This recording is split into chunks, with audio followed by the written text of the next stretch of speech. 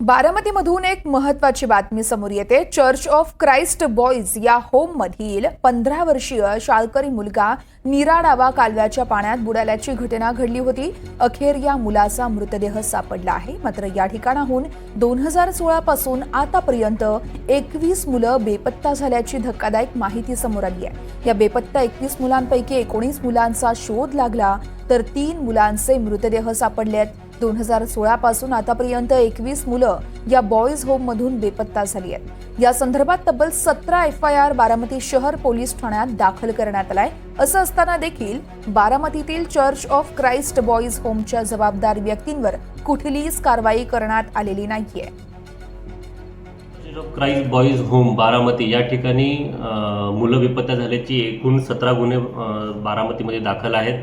त्या अनुषंगाने त्या 17 गुन्ह्यामध्ये 21 मुलं बेपत्ता होती।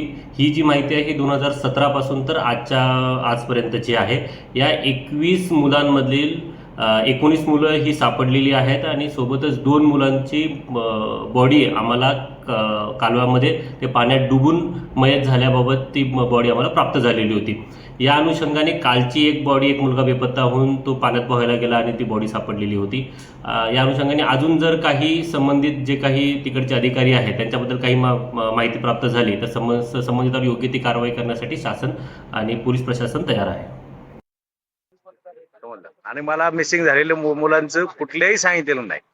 ज्यावेळेस यांनी अर्ज केला कोणी बाहेरच्या लोकांनी त्यावेळेस मला 4 दिवसानंतर समजतं किंवा 5 दिवसानंतर।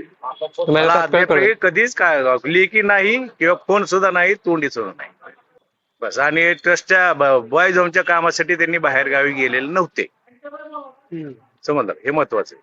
ते जातात कोर्ट कचेरी आणि बॉईज होम आणि कोर्ट कचेरी, बॉईज होम बाबत कोर्ट कचेरी एकही केस नाही। त्यामुळे ते संस्थेचा कारभार, ते संस्थेचे सचिव आहेत, त्यामुळे ते कोर्ट कचेरीसाठी त्यांना जावं लागतं। आणि इथं कोणतरी स्थानिक माणूस म्हणजे राहायलाच पाहिजे त्या बॉईज मध्ये, हे आम्ही गेली 1-2 वर्ष झालं सांगतोय। त्यावेळेसपासून मिसिंग मुलं होतात त्यावेळेपासून, तरी कोणी ह्याचा दाद घेत नाही, मनमानी कारभार चाललेला आहे।